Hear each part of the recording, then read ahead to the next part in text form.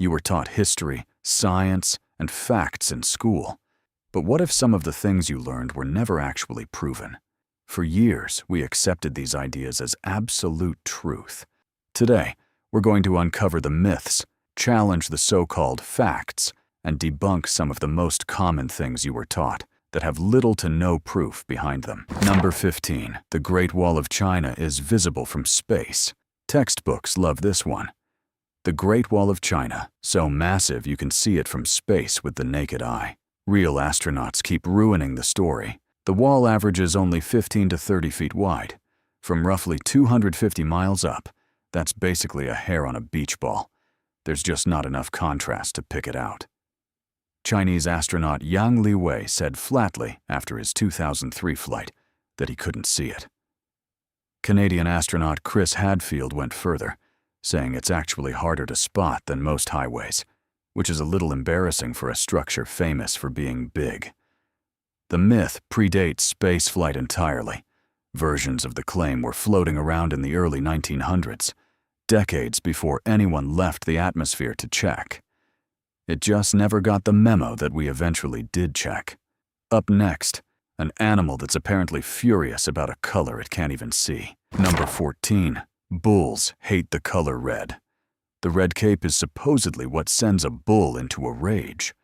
Bulls can't actually tell red apart from a lot of other colors in the first place. Cattle have dichromatic vision, similar to red-green color blindness, so that enraging red cape probably just looks like a vaguely dull blob to the bull. What actually sets it off is the movement, the sudden whip and flutter of the cape, called a muleta. You could wave a beige bedsheet at the same speed and get the same reaction. The cape's red is for the audience's benefit, not the bull's. It's traditionally that color to hide bloodstains. So the bull isn't angry about the color. It's angry because a man in sequins won't stop waving fabric at it. Honestly, fair. Speaking of costumes that became history by accident. Number 13. Vikings wore horned helmets. Picture a Viking. Horned helmet, right? Archaeologists have never found a single confirmed Viking combat helmet with horns on it. Not one. Real Viking helmets recovered from burial sites are plain, rounded iron, or leather caps, which makes sense, because horns in a sword fight are basically free handles for your enemy to grab. The horned look actually traces back to a genuine, but much older, Bronze Age ceremonial helmet from Denmark, over 1,000 years too early to be Viking. The modern image exploded when a 19th century opera costume designer slapped horns on Viking-style helmets for Wagner's Ring Cycle. Audiences loved the drama. Illustrators copied it for the next 100 years. So the most metal thing about Vikings was invented by a guy designing costumes for an opera. Make of that what you will. Next up, a guy whose enemies decided the best insult wasn't his army. It was his height. Number 12. Napoleon was short. Napoleon complex. The idea of a short, furious little man overcompensating for his height. Napoleon Bonaparte was about 5'6" to 5'7". Completely average for the time. Some of it's a unit mix-up. French measurements used a slightly longer inch, so old records look shorter once mistranslated into English. But mostly, it's just really effective trolling. British cartoonist James Gilray spent years drawing Napoleon as a tiny, screaming toddler emperor, because mocking his size landed better than mocking his actual military record, which was, inconveniently for Britain, terrifyingly good. Even his nickname, Le Petit Corporal, was affectionate French slang about rank, not a comment on his height. So Britain couldn't beat him on the battlefield for over a decade. They did, however, win the centuries-long cartoon war. Speaking of things stored where you'd least expect. Number 11. Camels store water in their humps. Camel humps. Nature's built-in canteen, right? Wrong. Those humps are made of fat, not water. That fat is a long-haul energy reserve for crossing brutal stretches of desert without food, and it can be broken down to produce a small amount of water as a byproduct. But it's not a literal tank. The real trick to camel survival is elsewhere.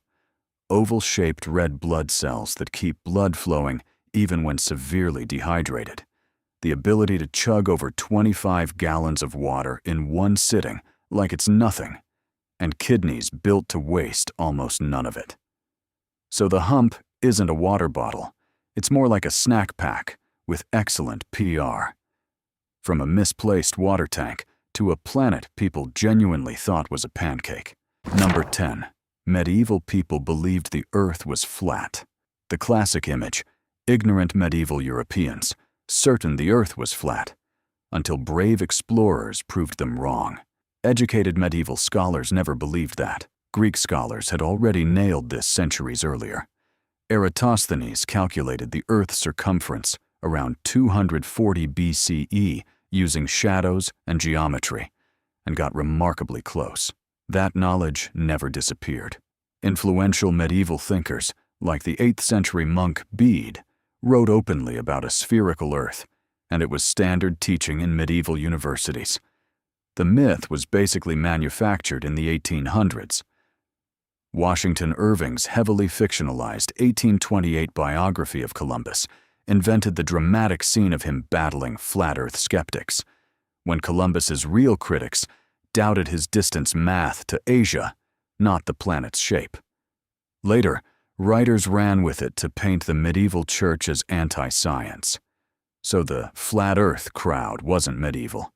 It was a 19th century author, with a flair for drama and a deadline. Speaking of pop culture rewriting facts, here's an aquatic one that's been a punchline for decades. Number 9.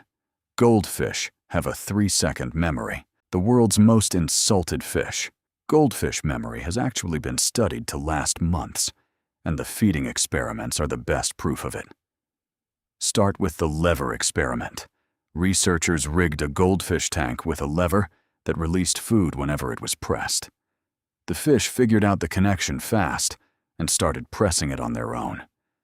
Then the researchers quietly changed the rules.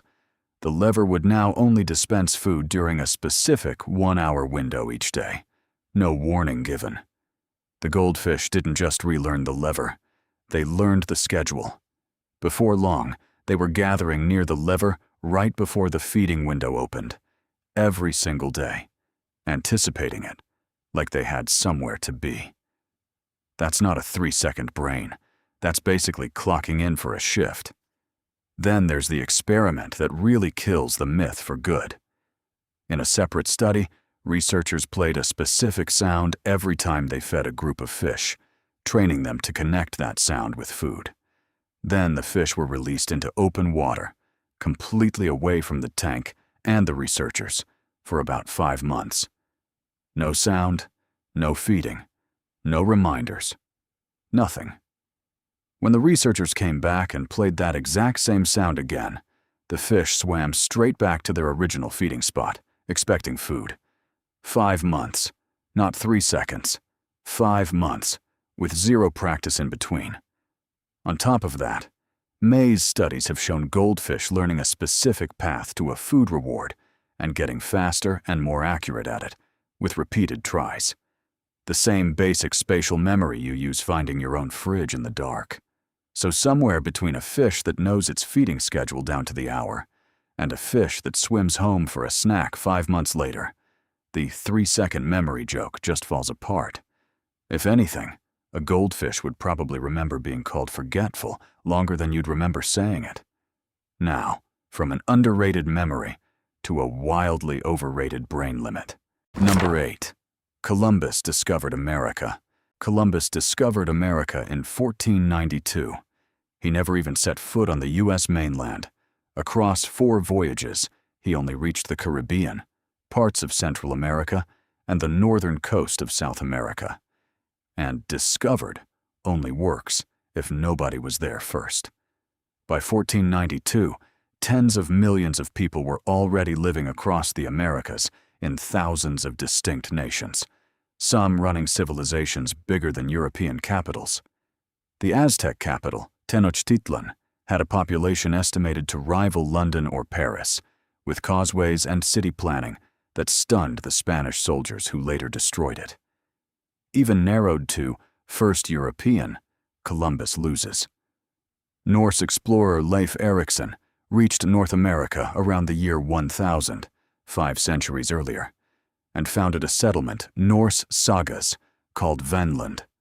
Long dismissed as legend, it was confirmed in the 1960s when archaeologists excavated an actual Norse site at Longso Meadows in Newfoundland. So why does Columbus get the holiday? Mostly politics. His voyages were backed by the Spanish crown and triggered centuries of colonization. And in the 1800s, the U.S. promoted him as a hero, partly to give Italian immigrants a celebrated figure to rally around amid widespread discrimination. He didn't even know what he'd found. He died, convinced he'd reached Asia. So Columbus stumbled onto a continent, misidentified it, and still got the credit, while the people already there, and the explorer who beat him by 5 centuries, got written out. That same credit doesn't match the real history pattern comes back hard at number 1. Stick with me. For now, an even bigger myth about how much of you is even switched on. Number 7. Humans only use 10% of their brains. 90% of your brain just sitting there, unused, waiting for the right movie plot to unlock it. It's a fun premise. There are a few Hollywood movies built entirely around it. And brain scans show it's completely wrong. Functional MRI and PET scans track blood flow and activity across the brain in real time, and they show virtually every region lighting up over a normal day. Different tasks rely on different specialized areas: vision, language, memory, movement. But there's no giant chunk sitting permanently dark. Even during sleep, specific regions stay active, filing away memories. There's also a blunt evolutionary argument against the myth. Your brain burns roughly 20% of your resting energy, despite being only about 2% of your body weight. Evolution doesn't keep an organ that expensive around if 90% of it is doing nothing. And medically, if that 90% truly went unused, damage to it should barely matter. Instead, a stroke in one small region can permanently wipe out someone's speech, face recognition, or movement on one side of the body. There are no safe zones in the brain. So where did the myth come from? Likely a garbled version of a real fact. Only about 10% of brain cells are neurons, the ones that fire signals. The other 90% are glial cells, once assumed to be passive filler, but now known to play active roles too. Somewhere along the way, 10% of cells are neurons seems to have mutated into, you only use 10% of your brain. It also gets pinned on Einstein constantly. He never said it.